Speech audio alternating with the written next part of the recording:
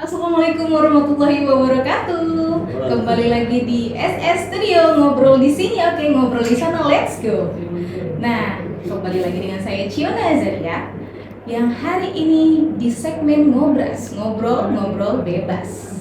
Nah, friends, tadi kita udah ngobrol dengan Kak Ratna Sari Dewi yang merupakan seorang pelopor dan pejuang dari Yayasan Pejuang Cerebral Palsy.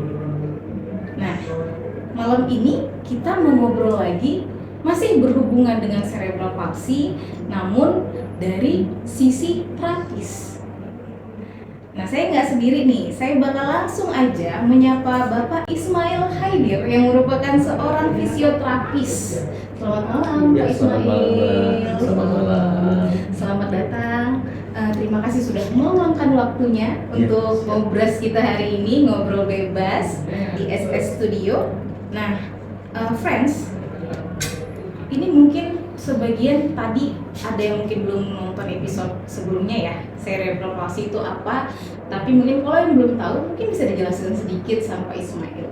Boleh dijelaskan sedikit, Pak? Oke, ya mungkin cerebral palsy itu suatu kondisi di mana pada saat lahir atau di dalam kandungan atau pada saat sudah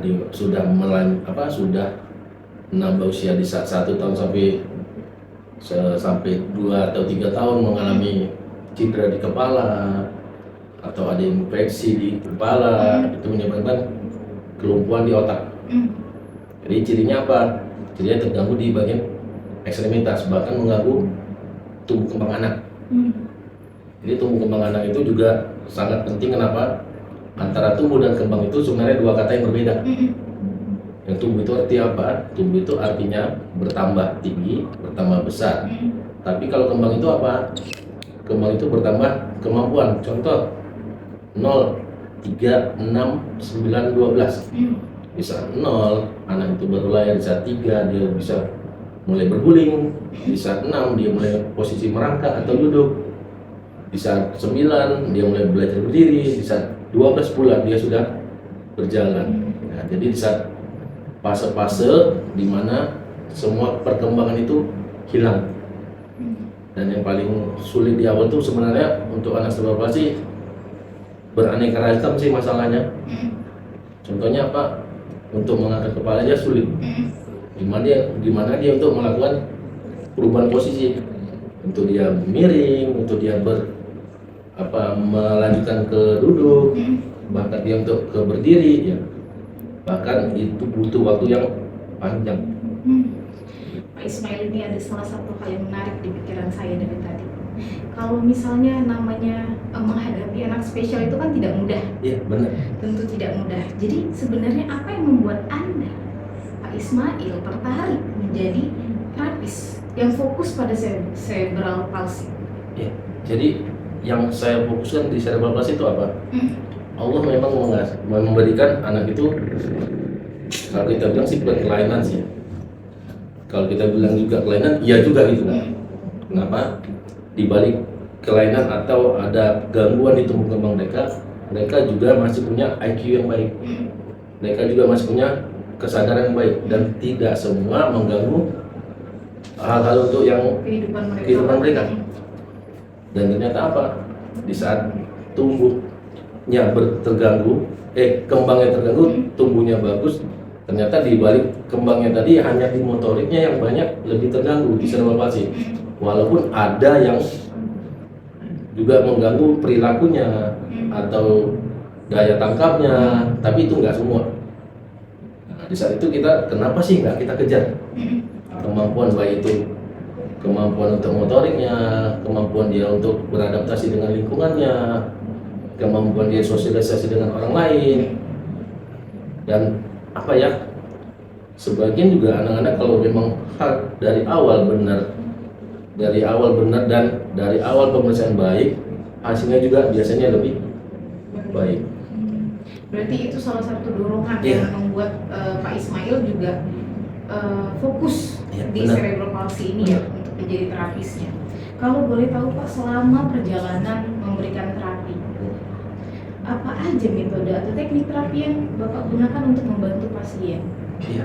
yang CP? Jadi ternyata di fisioterapi itu sangat banyak konsep-konsep mengarah untuk tumbuh kembang anak.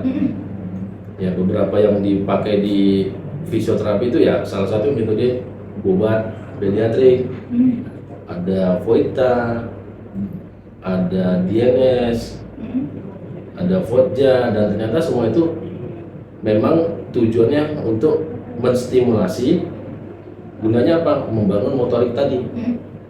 Jadi di balik motorik tadi juga kita seharusnya bisa membangun kestabilan dulu.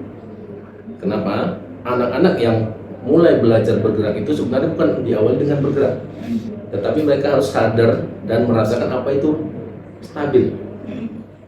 Kalau dia stabil, dia bakalan mudah untuk bergerak. Contoh, beberapa kondisi anak itu ada yang bergerak sembarangan, contohnya tetosis, atau yang ada gangguan di spastisitas, kekakuan. Nah, gimana dia untuk melakukan gerak? Kalau dia tidak tahu titik tubuhnya itu menstabilkan tubuhnya dulu, baru dia melakukan gerak. Nah, beberapa konsep tadi itu sangat membangun saya untuk melakukan tindakan ke anak-anak cerebral palsy.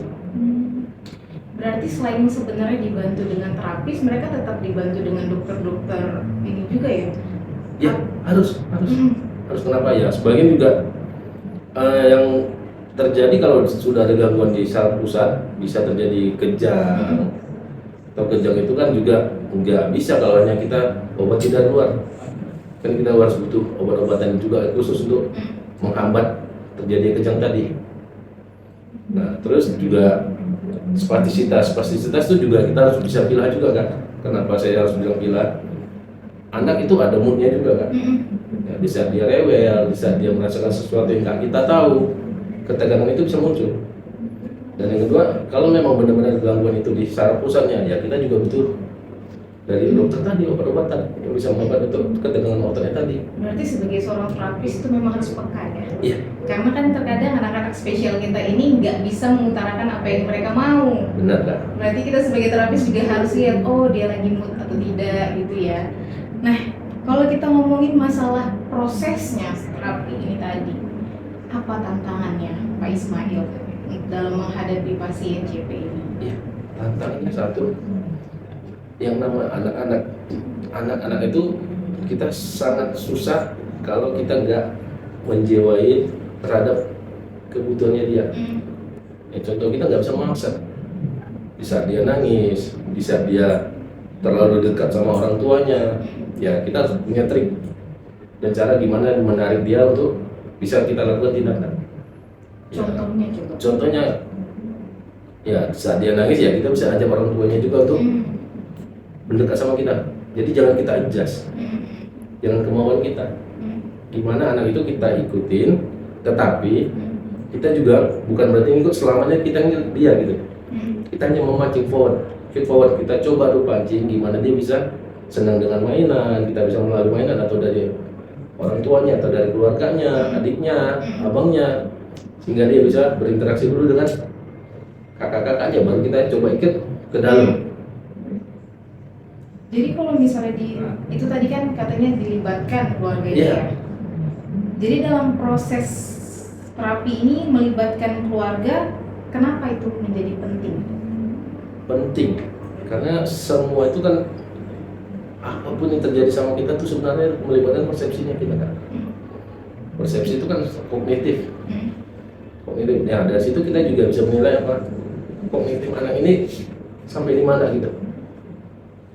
Kita juga punya target jadinya kan kalau kita bisa melihat kognitifnya. Kalau anak ini respon, kalau anak ini bisa edukatif sama kita, lama-lama dia juga bisa beradaptasi. Di saat dia beradaptasi, disitulah kesempatan kita untuk menilai dan membentuk kemampuannya. Berarti peran keluarga itu memang penting untuk membantu terapi ini ya? Pasti. Karena ibaratnya kalaupun misalnya keluarga tidak mendukung, kurang mendukung atau agak acuh tak acuh, mungkin kurang berguna juga terapinya mungkin ya. Karena terapis kan mungkin datang seminggu sekali atau 2 minggu sekali. Yang melatih sejarak waktu terapis nggak datang ini pasti keluarga ya? Benar. Kalau gitu kira-kira sebenarnya ada nggak sih peran teknologi atau inovasi dalam terapi untuk pasien cerebral palsy?